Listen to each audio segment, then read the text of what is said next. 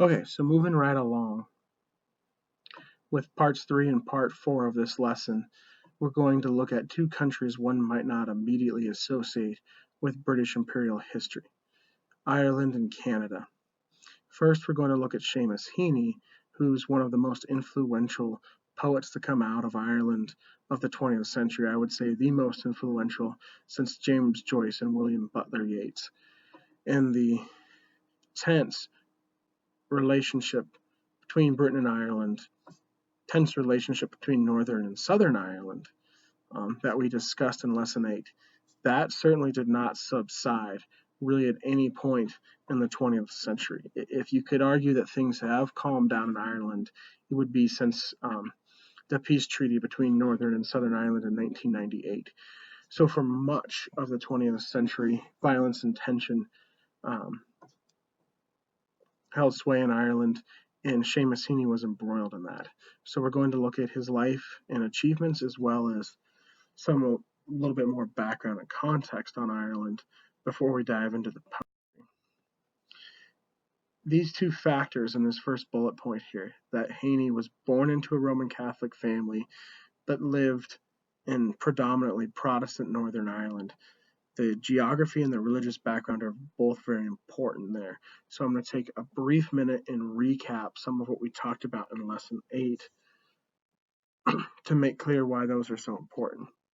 If you recall, Ireland has a long colonial history with Great Britain where, for all intents and purposes, Ireland was essentially a British colony.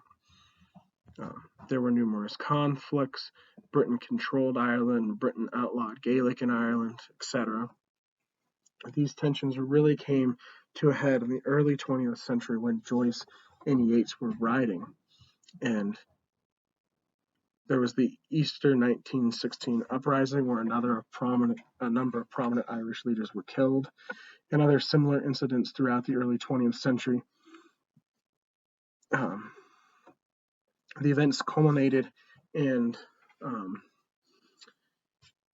a treaty in 1922 where Ireland was divided between Northern and Southern Ireland, which are called Northern Ireland in the north and the Irish Republic in the south.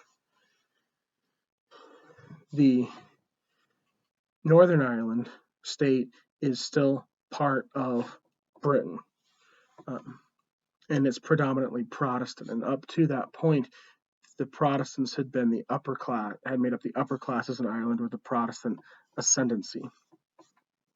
Southern Ireland, or the Irish Republic, is part of the United Kingdom, but not part of Great Britain, which is a significant difference, and predominantly Catholic. And up to this point, the Catholics had made up the lower and working classes, some of the middle class. And so Northern Ireland, you can think upper class, Protestant ascendancy, still part of Britain. Southern Ireland or Irish Republic, lower class / working class, Catholic, not part of Great Britain. And the tensions were between, after 1922, were more between Northern and Southern Ireland than Ireland and Great Britain.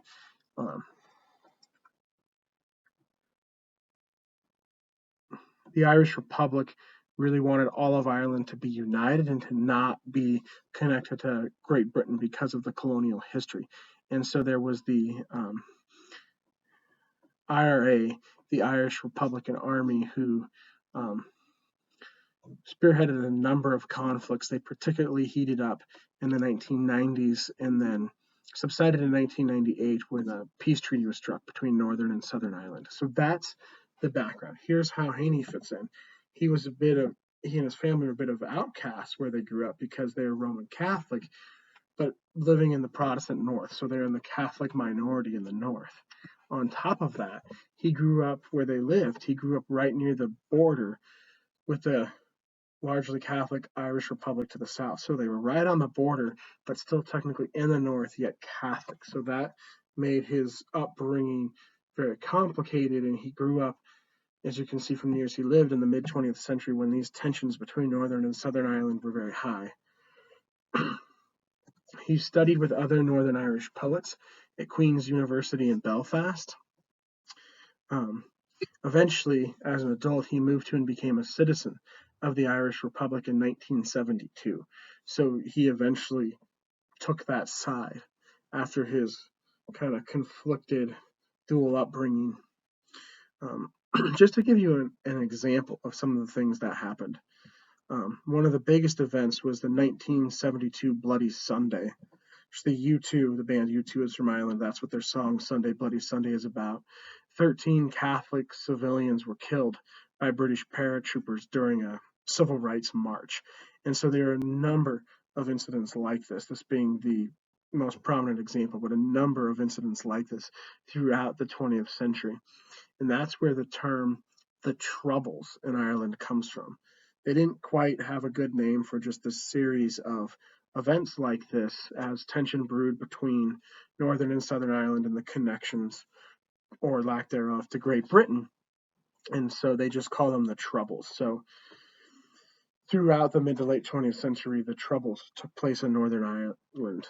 And that's what Haney will engage with in some of his poetry, particularly the bog poems, which are about well-preserved corpses found in the peat of Northern Ireland. And this was influenced by a book he read that contained images and descriptions of these bodies that were found in bogs, actually in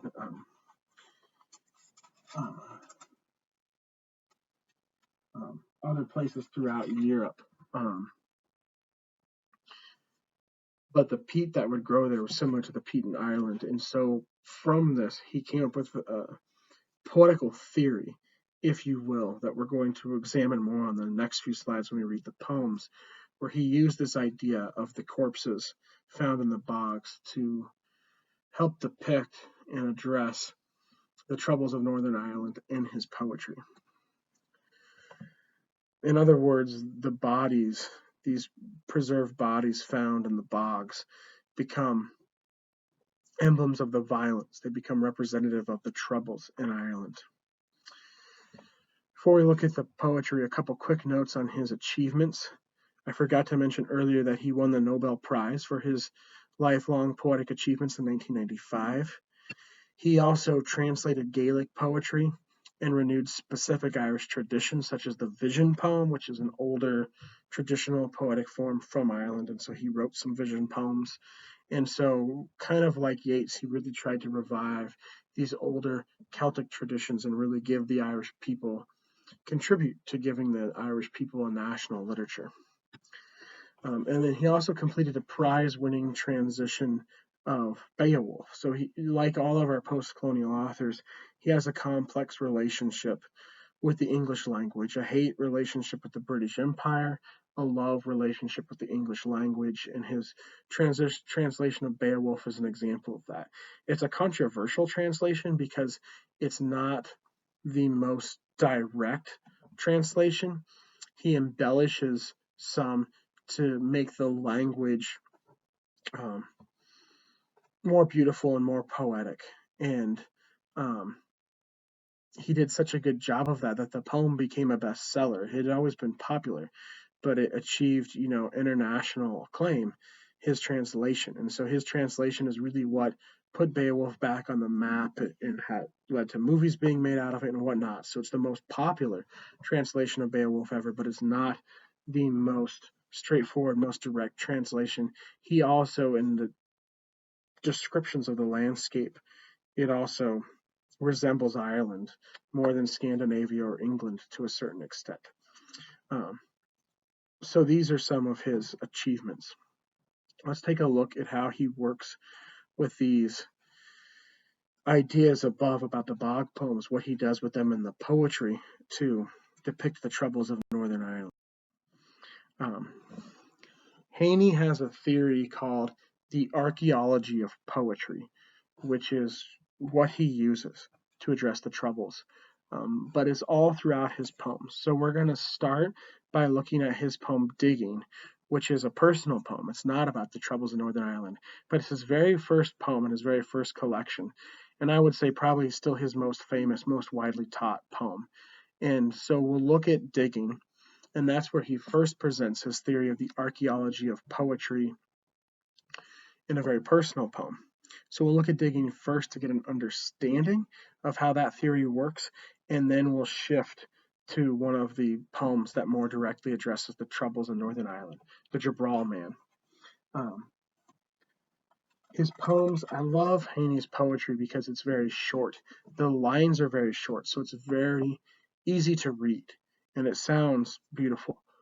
But there's so much packed into there. Even though it's short and sweet, it's also dense. And so what I'm actually going to do is read each poem. We're going to look at two poems. I'm going to read each poem out loud so you hear the whole thing. And then we'll go through it line by line, stanza by stanza, and break it down. But I want you to really be able to appreciate the language first. Digging. Between my finger and my thumb, the squat pen rests, snug as a gun. Under my window, a clean rasping sound, when the spade sinks into gravelly ground. My father, digging, I look down, till his straining rump among the flower beds bends low, comes up 20 years away, stooping in rhythm through potato drills, where he was digging. The coarse boot nestled on the lug, the shaft against the inside knee was levered firmly. He rooted out tall tops, buried the bright edge deep, to scatter new potatoes that we picked, loving their cool hardness in our hands. By God, the old man could handle a spade, just like his old man. My grandfather cut more turf in a day than either man on Toner's bog. Once I carried him milk in a bottle, corked sloppily with paper. He straightened up to drink it, then fell to right away, nicking and slicing neatly heaving sods, over his shoulder going down and down for the good turf, digging. The cold smell of potato mold, the squelch and slap of soggy peat, the curt cuts of an edge through living roots awaken in my head, but I've no spade to follow men like them. Between my finger and my thumb, the squat pen rests. I'll dig with it. Okay, so let's take a look at some of the lines and see what Haney is doing here. Through this poem, we're going to get at his idea of the archaeology of poetry.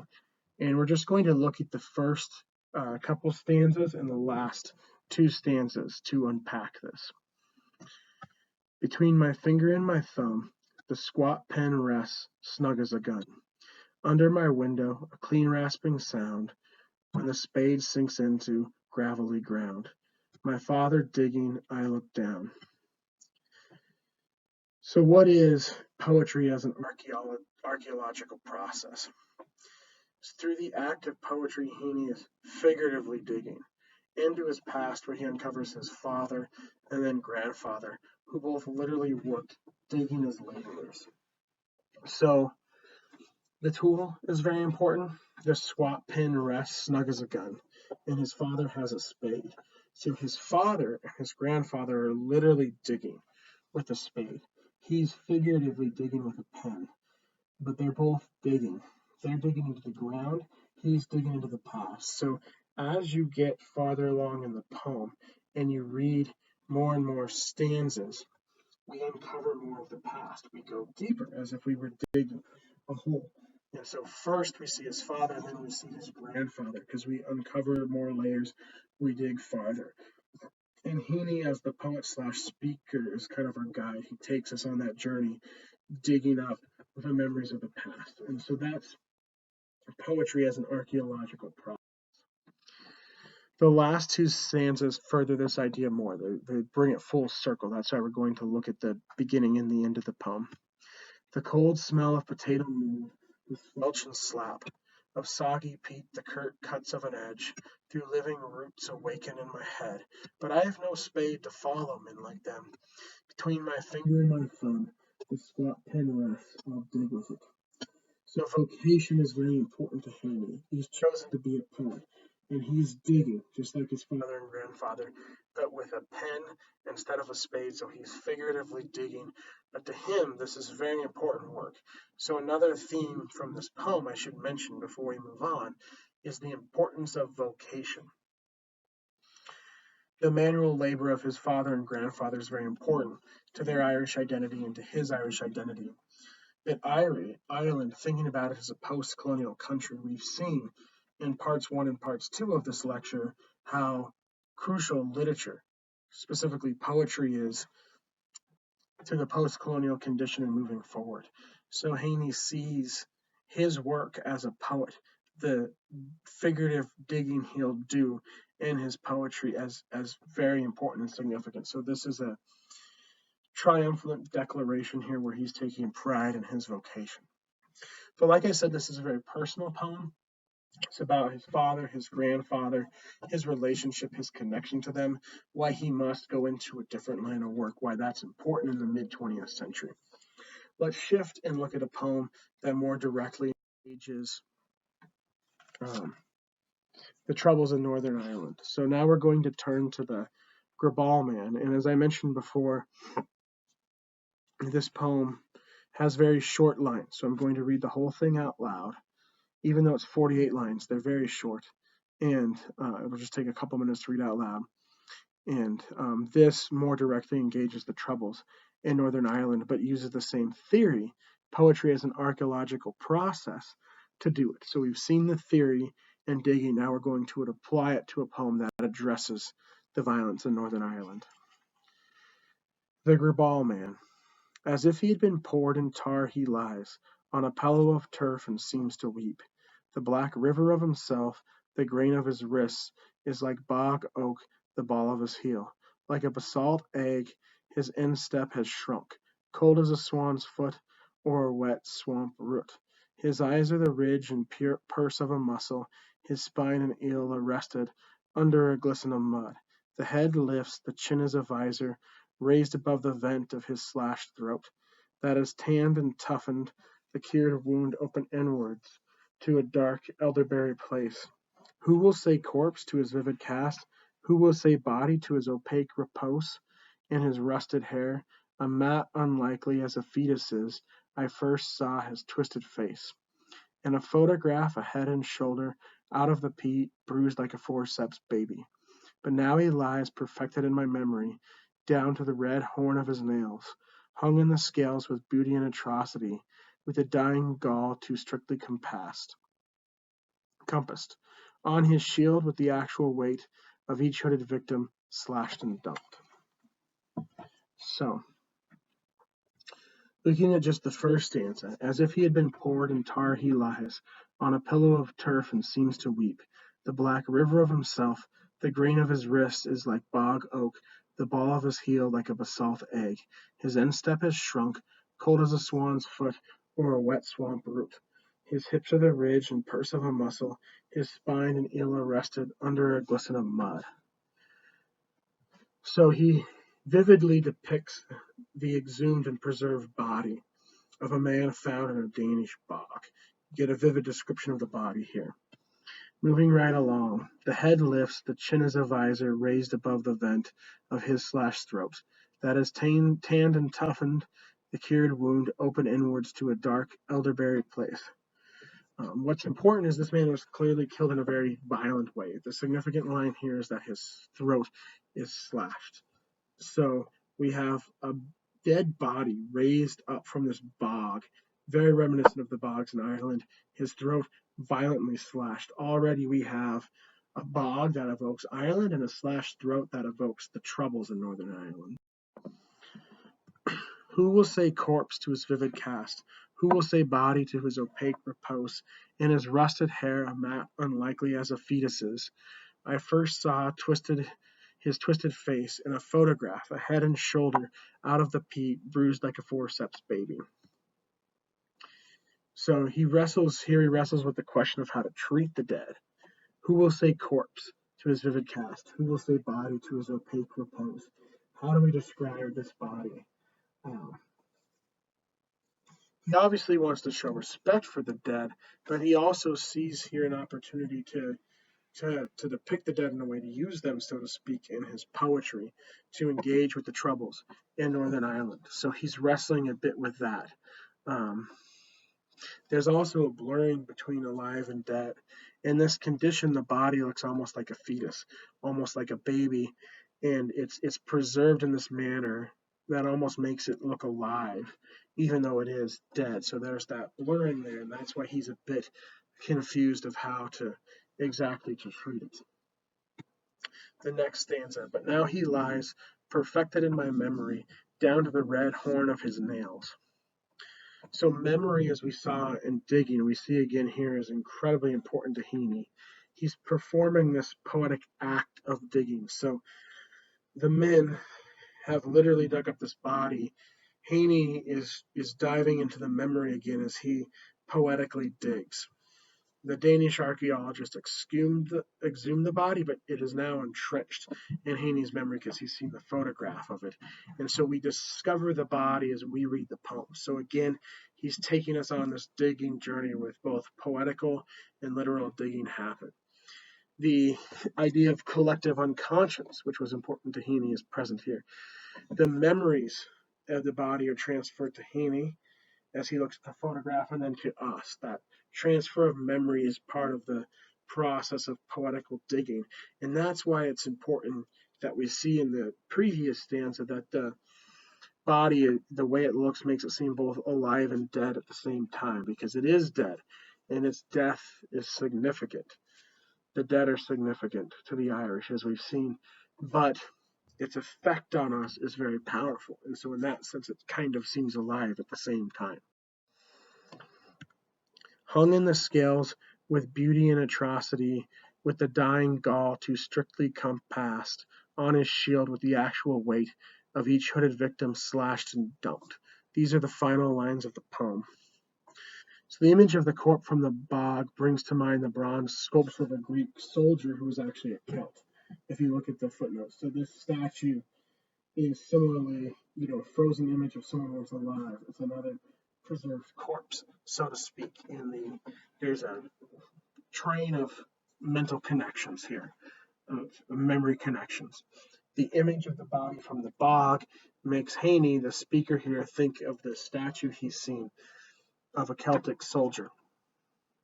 And so he's feeling the weight, the burdens of the memories of the dead. Looking at one corpse brings to mind the corpses of others. So this illustrates the connection between the past, memory, and digging. So as we dig, we make these connections to the past.